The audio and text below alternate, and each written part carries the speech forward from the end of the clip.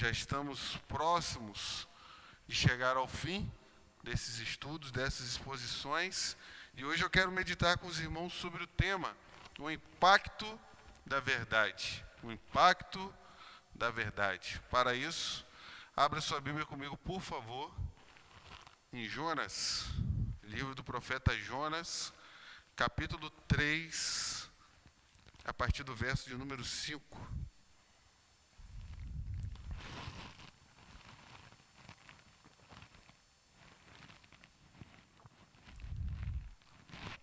Jonas, capítulo 3, a partir do verso de número 5.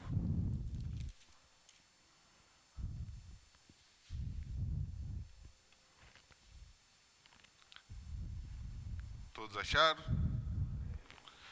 Meus irmãos, diz assim a palavra do Senhor. Os ninivitas creram em Deus, proclamaram um jejum e vestiram roupas feitas de pano de saco, desde o maior até o menor. Quando esta notícia chegou ao rei de Nínive, ele se levantou do seu trono, tirou os trajes reais, cobriu-se de pano de saco e sentou-se sobre cinzas, e mandou proclamar e divulgar em Nínive o seguinte: por mandado do rei e dos seus nobres, ninguém, nem mesmo os animais, bois e ovelhas, pode comer coisa alguma. Não lhes deem pasto, nem deixem que bebam água. Todos devem ser cobertos de pano de saco, tanto as pessoas como os animais. Então, clamaram fortemente a Deus e se converteram, cada um do seu mau caminho e da violência que há nas suas mãos. Quem sabe? Talvez Deus se volte e mude de ideia, e então se afaste do furor da sua ira, para que não pereçamos. Para que não pereçamos. Não feche sua Bíblia, vamos falar com Deus. Pai, nós te agradecemos por esse culto, Deus.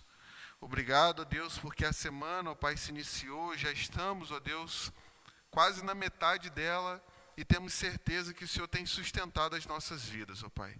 Lutas passamos, lutas enfrentamos, mas podemos dizer, ó Pai, que até aqui o Senhor nos ajudou. Nessa hora, Deus, quando estamos na Tua casa, já cantamos, ó Pai, já louvamos ao Senhor. E te pedimos, ó Pai, que o Senhor possa instruir cada um de nós mediante a Tua palavra. Desde já, Deus, acalme o nosso coração. Não deixe que as preocupações, ó Pai, as dificuldades possam tirar a nossa atenção nesse momento, mas que possamos estar com os olhos fixos e com os ouvidos atentos para ouvir aquilo que o Senhor tem para falar conosco nessa noite. Ilumina a nossa mente, fala que os teus servos ouvem em nome de Jesus. Amém.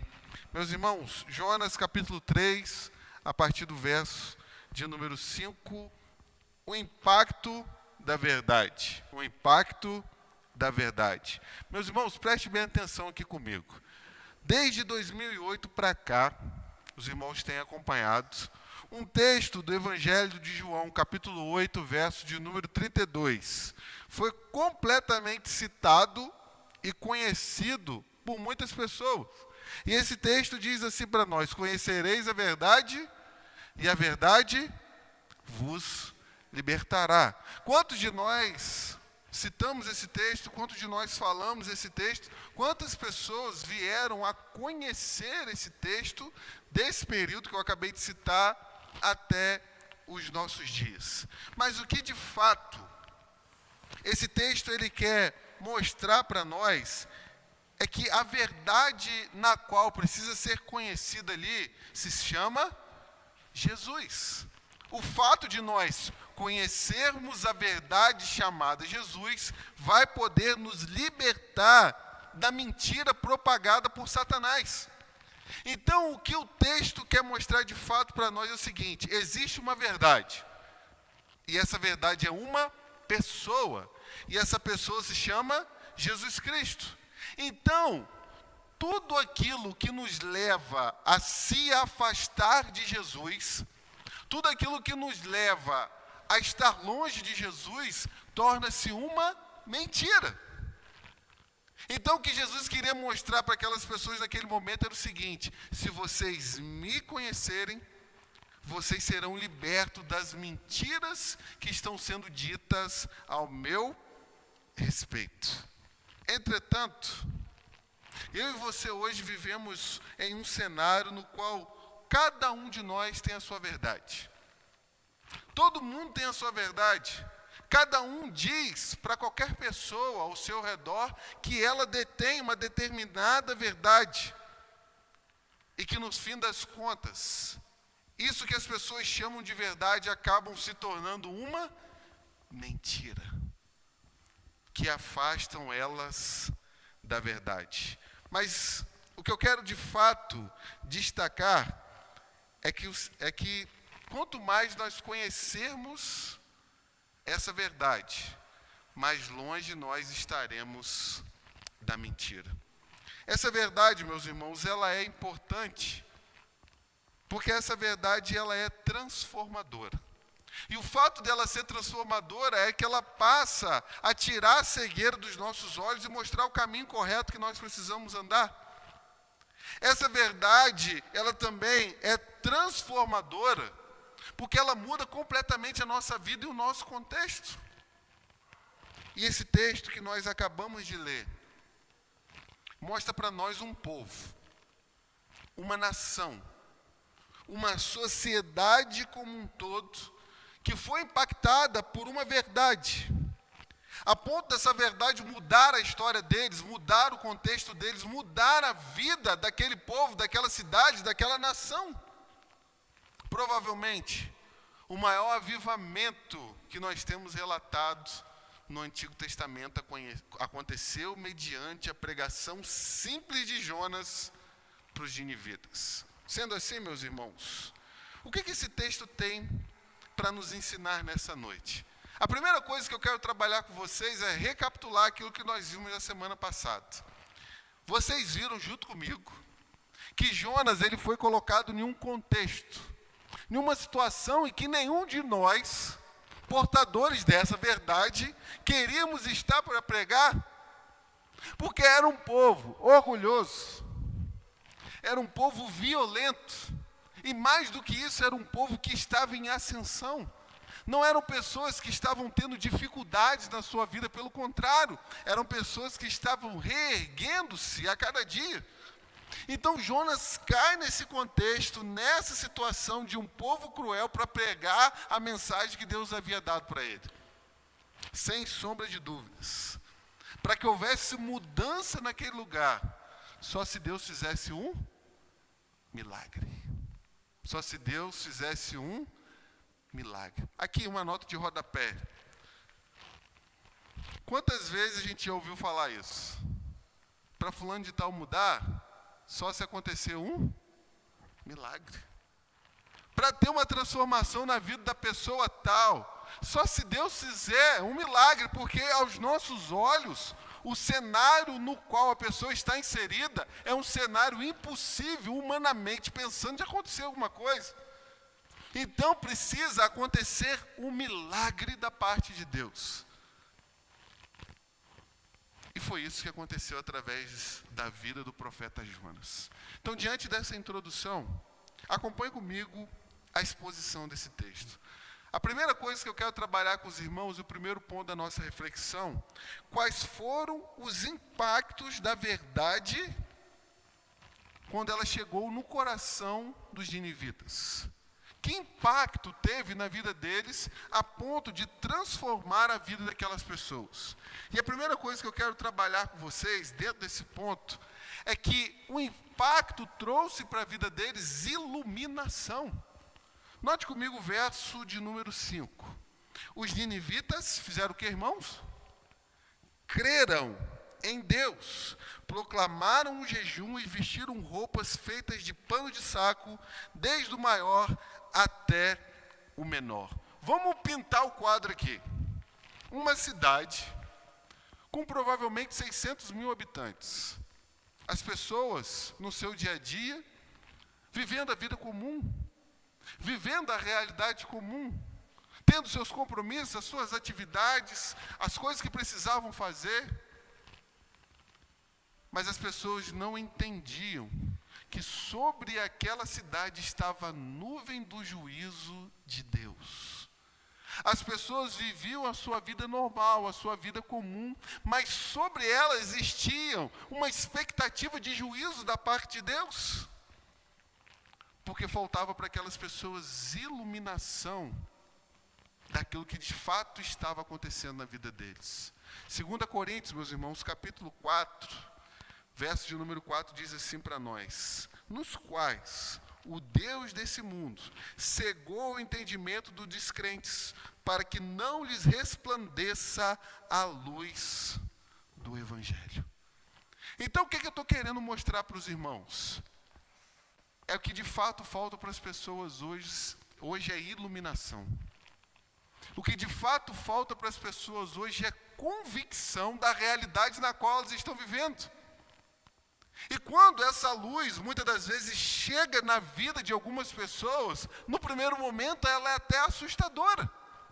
Você observe que quando os ninivitas ouviram da parte de Jonas, em 40 dias, Nínive será destruída. Eles começaram a agir. Eles começaram a tomar atitude, fazer alguma coisa para tentar reverter aquele quadro.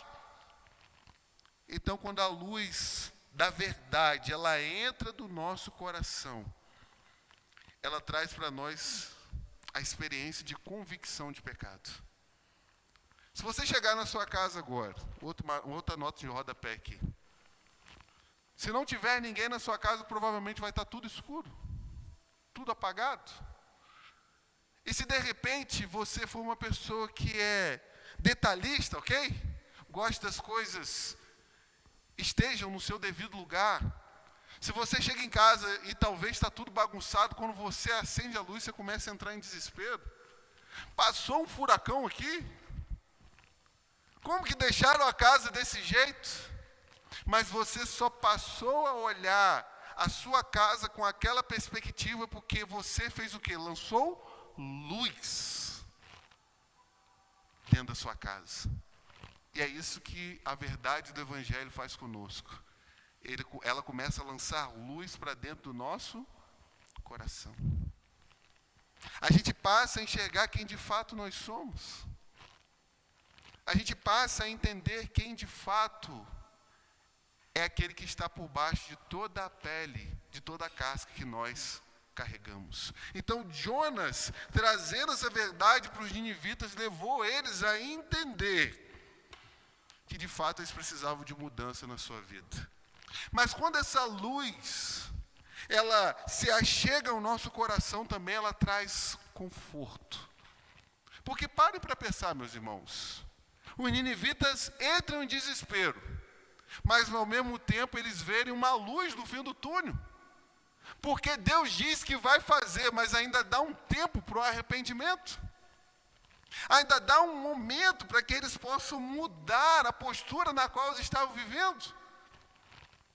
Então, quando a verdade de fato ela vem em nossas vidas, ela mostra para nós o elemento do qual nós precisamos nos arrepender, mas ela mostra também a saída que nós podemos correr para mudar de vida.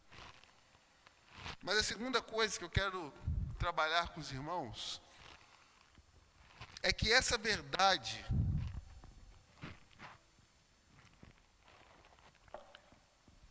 quando ela veio sobre a vida dos ninivitas, ela trouxe tristeza espiritual. Olha o verso de número 8. O que ele diz para nós?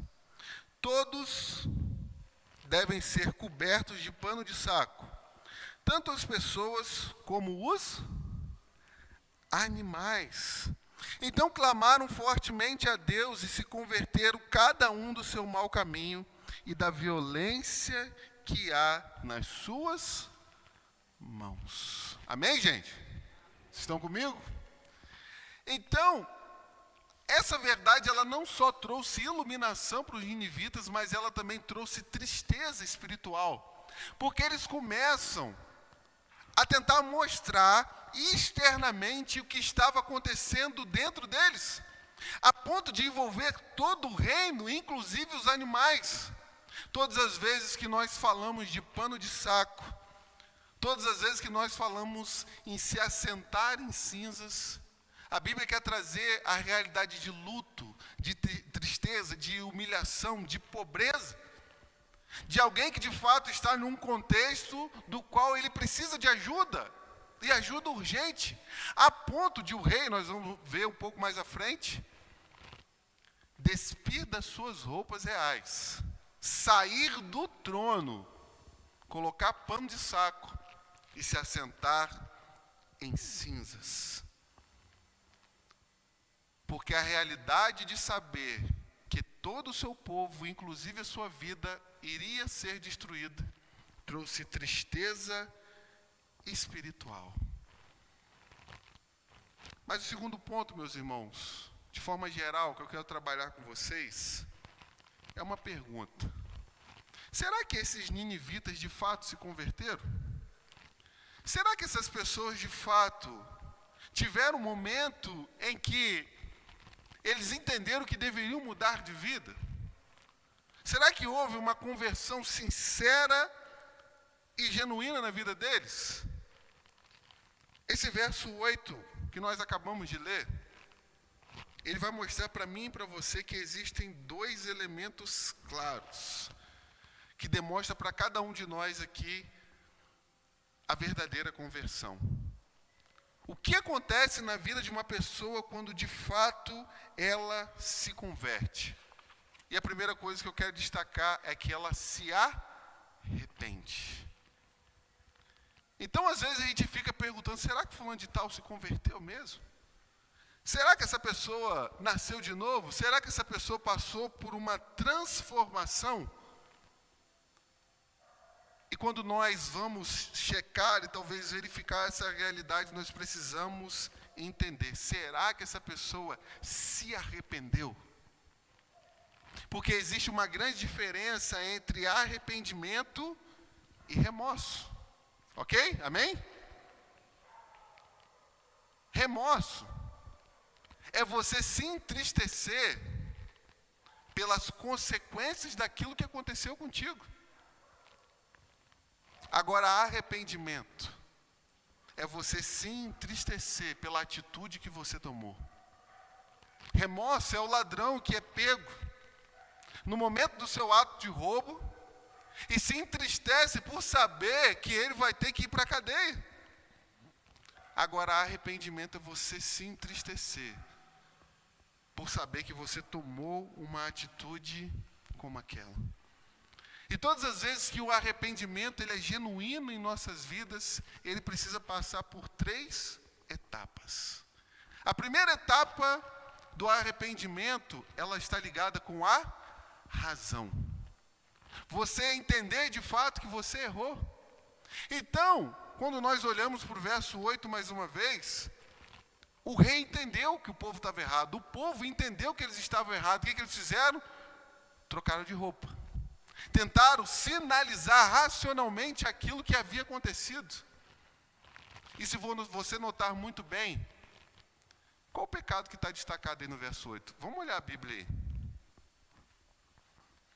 O que está dizendo aí no verso de número 8, que é o pecado do qual Nínive carrega junto consigo? Então eles clamaram fortemente a Deus e se converteram cada um do seu mau caminho e da o quê, meus irmãos? Violência que há nas suas mãos. Desde o começo da exposição de Jonas, eu estou dizendo para os irmãos que eles são um povo que são altamente violentos, cruéis, assassinos. Então agora, quando essa luz chega no coração deles, eles entendem que precisam parar de praticar o quê? A violência. Parar de viver dessa forma, parar de viver dessa maneira. Mas a segunda coisa que um verdadeiro arrependimento mostra para nós, não só razão, mas também emoção. O texto vai dizer para nós que eles começaram a clamar de que maneira? Tranquila?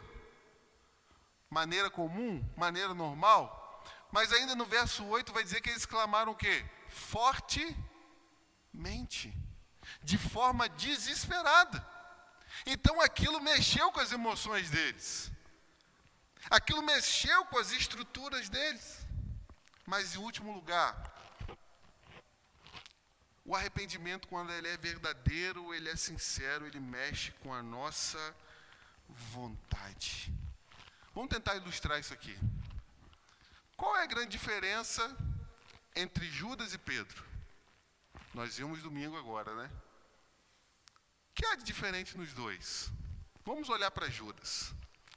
Judas andava com Jesus, caminhava com Jesus, era o tesoureiro do grupo, alguém de confiança, alguém que carregava a bolsa, alguém que expulsou demônios, alguém que pregou o evangelho, alguém que comia junto com Jesus.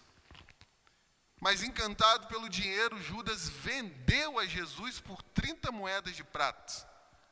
Negou o seu Senhor, ok? Entregou o seu Senhor para ser morto. E depois que ele teve consciência, convicção de que ele estava errado, ele pegou as 30 moedas, devolveu para os sacerdotes, para os religiosos, e foi fazer o quê? Se enforcar. Foi se matar. Agora vamos olhar para Pedro. Era apóstolo, andava com Jesus, pregava, expulsava, comia com Jesus, era alguém de confiança de Jesus, como nós vimos domingo, e naquele momento mais complicado, ele negou o seu Senhor 3 vezes. No mesmo momento que ele negou Jesus, também vimos domingo, ele corre para casa e começa a chorar amargamente. A ideia do texto ali no original era que como saísse água suja do seu corpo. Ele estava sendo limpo daquilo. Mas na primeira oportunidade que ele teve de estar a sós com Jesus, o que ele fez? Correu para Jesus. Então, qual é a grande diferença entre Judas e Pedro? Judas teve remorso, porque ele teve convicção, ele teve emoção, mas não teve a vontade de se voltar para quem? Para Jesus.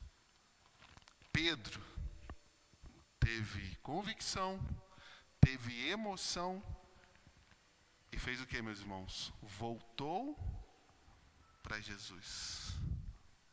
Esses são os elementos do verdadeiro arrependimento. Se não tiver isso, é remorso.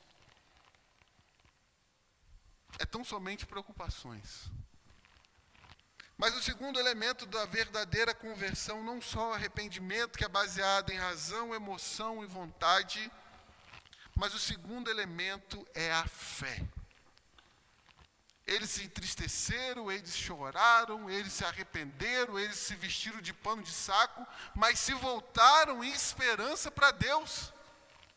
De que Deus de fato pudesse fazer algo e mudar a situação deles. Olha o verso de número 9. Quem sabe? Quem sabe acontece alguma coisa? Quem sabe talvez Deus se volte e mude de ideia. E então se afaste do furor da sua ira, para que não pereçamos. A expectativa, uma outra pergunta, a expectativa deles aqui está onde? Na mudança que eles tiveram ou na misericórdia de Deus? Misericórdia de Deus. Eles entenderam que por mais que eles demonstrassem, não era suficiente. Precisava algo da parte de Deus, então eles pararam de confiar naquilo que eles fizeram tão somente e começaram a confiar naquilo que Deus poderia fazer, ou seja, se arrepender daquilo que tinha prometido fazer. Trazer juízo sobre o povo. Mas eu quero caminhar, meus irmãos, para o terceiro ponto desse texto. Por que tudo isso foi possível?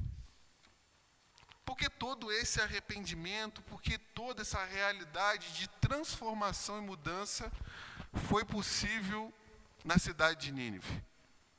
E eu destaco a primeira coisa, é que o poder da verdade da palavra de Deus. Só, meus irmãos, a verdade pode libertar. Só quando essa verdade vem de uma forma a trazer impacto na vida das pessoas é que ela pode mudar a vida de uma realidade como aquela. Às vezes a gente fica pensando tantas formas, tantos métodos, tantas maneiras de levar as pessoas para Jesus, quando a gente precisa fazer tão somente aquilo que a gente pensou semana passada aqui. Fala. Proclama. E deixa Deus trabalhar. Deixa Deus agir. Tem uma das parábolas de Jesus, agora não estou me lembrando onde está localizado, mas se eu não me engano é a parábola do fermento. Me ajuda aí, irmãos. Que vai mostrar para nós que a parábola do semeador, que ele semeia a semente e vai descansar. Enquanto ele descansa, a semente vai crescendo. Isso que significa o reino. Então, às vezes, a gente precisa tão somente semear e esperar. Semear e esperar para que a mudança possa acontecer. Tudo isso aconteceu também, em segundo lugar, porque alguém se predispôs a anunciar. Eu e você, nós que estamos aqui, temos a única verdade que pode mudar a vida das pessoas. Imagina se a gente estivesse aqui num precipício e só nós soubéssemos que aqui é o final da estrada. Imagina se a gente ficasse tão somente observando as pessoas caírem nesse precipício. A gente precisa anunciar essa verdade.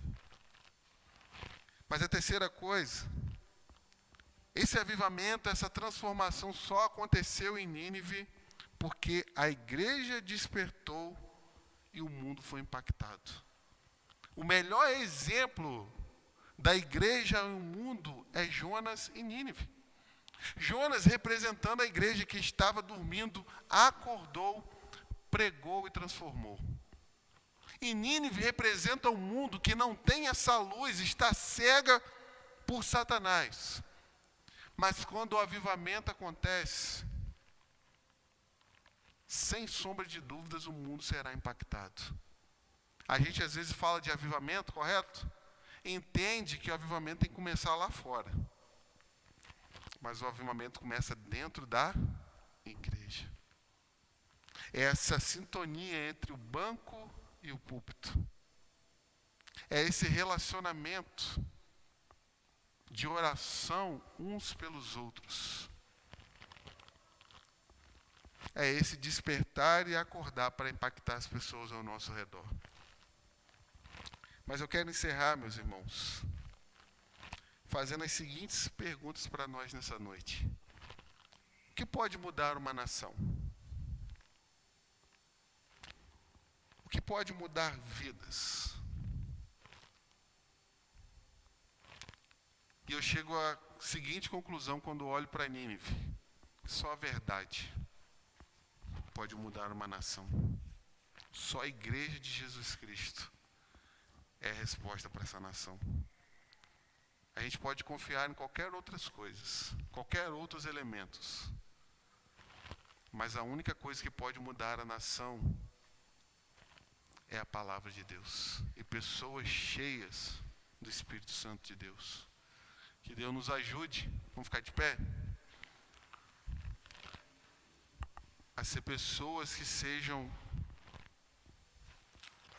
despertadas para despertar.